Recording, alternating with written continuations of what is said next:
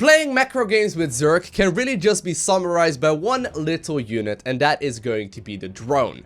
If you manage to get more workers than your opponent will in the earlier stages of the game, that means that obviously the longer your workers are out, the more income they're going to generate, and obviously that means that in a later stage of the match, you're going to be able to get away with a much bigger force.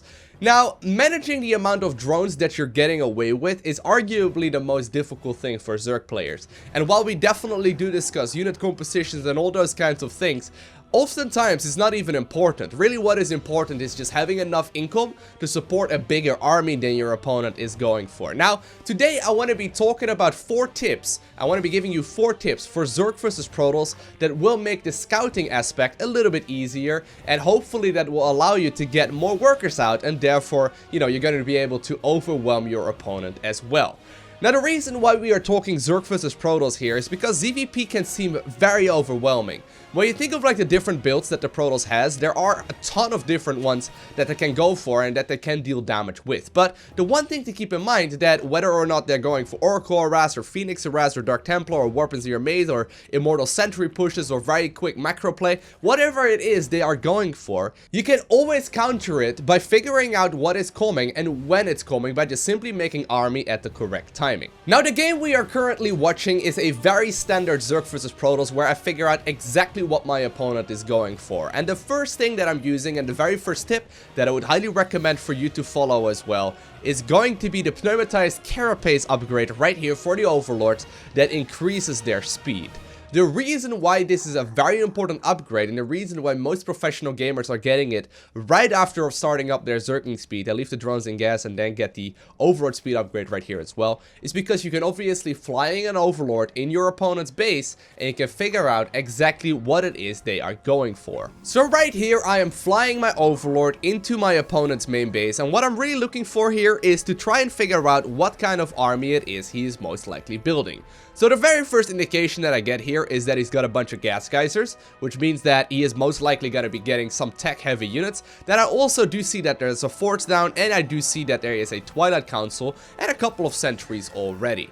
Now, when we look at this, there are only a couple of options that he can still be going for. Either he's going to be going for like an Immortal Sentry based army that he will move across the map with, or he can be going for, a more defensive play and use the sentries and the Immortals that he's getting, as well as the Mothership Core, to take a third base. But the very first little bit of scouting that is extremely important to start incorporating is going to be the Overlord Scout. Now, the one thing to keep in mind with that is that the first times you do it, it may not be very easy to figure out exactly the build that they are going for, but that doesn't necessarily mean that you are completely in the blind. I would highly recommend doing it a couple of times, and if you happen to lose a game where your opponent is indeed, throwing you off guard with like a weird push that you didn't expect, simply look at the replay and look at the ways you could have scouted that better with the initial Overlord. The second tip that I would highly recommend for many of you to follow is to make one big round of Zerglings right when Zergling speed finishes up. And the reason for that is to stop any kind of early game adept play. When your opponent is moving across the map with like a round of adepts, when they initially warp them in the earlier stages of the game, and then they're like, well, hey, let's go ahead and move out. In order to counter 2 adepts, you need about 8 Zerglings, but if you're not entirely certain how many you should make about 16 or so, and that should keep you safe. Then, when you got those, make sure to go straight back to droning. So don't like linger too much on, really moving around with your Zerglings and all that. Really optimize the amount of workers you're getting away with. And, the blind army that I would be creating if I were you is going to be one big round of Zerglings right when link speed finishes up. The third tip that I would highly recommend for each and every one of you to follow is to get blind spore crawlers. Now, this may seem bad and this may seem like something you don't want to pick up, but even in games where I'm scouting my opponent is going for a robotics facility, I still end up getting these spore crawlers roughly around 3:30 to 4 minutes into the game. Now, depending on your skill level, you probably want to go ahead and make them roughly around 4 minutes or so. Generally speaking, going to be the best timing. If you're a little more worried of any kind of early, Oracle cheese, for example, you can get them roughly around 3 minutes and 30 seconds.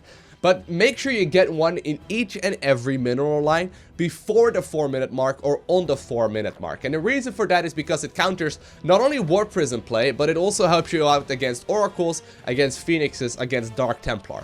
There is really no reason, unless you're at the very top of Grandmaster League, to not make the blind spore crawlers at the 4-ish minute mark. Now notice, other than the initial round of Zerglings that we made right when Zergling speed finished up, I really haven't focused on any kind of army composition whatsoever. And the reason for that is because I am waiting for a certain thing to happen.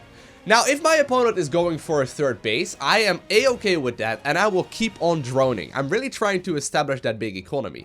However, there is a moment in the game where you need to start making blind amounts of army, and that usually is right around the 5-minute mark or so. Now, I've been trying to mess around with starting up the army a little bit sooner than that, but usually 5 minutes is the exact time that you should start really focusing on getting a massive, massy army if you see that your opponent is not going for the third base. Good Protoss players will always get their third base going before the 5-minute mark in like 90% plus of the situations. So if you do not see your opponent getting that third base down at the 5-minute mark or any earlier than that, start making blind amounts of units no matter what. So at this particular instance, I'm going for a Roach Ravager, Zergling Bane kind of army here, and I just simply start making a lot of stuff. But now that I've established that economy in the earlier stages of the game, and if you have a look at the income, I've got 6 more harvesters than my opponent. That is where I'm really going to start making a ton of units, and that's when I'm going to start making non-stop amounts of units. Now, it may not look very significant, right? We've managed to establish about 6 more harvesters than my opponent, and that is not the biggest amount. The thing that you have to keep in mind, though, is that that percentage-based is still going to be quite significant. Notice, right? Between my opponent actually moving out and, you know, him actually being on my side of the map and me starting to make army, quite a couple of minutes go by. Quite a lot of time goes by. And I know right now that every single moment that happens here, every single second that goes by, I'm getting roughly 5 to 6 more resources than my opponent. And that will very quickly add up. Now, I notice right here that my opponent is indeed moving across the map. There are a couple of sentries, there are a couple of immortals as well, and I know very well that this is most likely gonna be followed up with a warpin of just simply a ton of stuff, and you know, I will just keep on making units. I will keep on making units until I know that this fight has ended.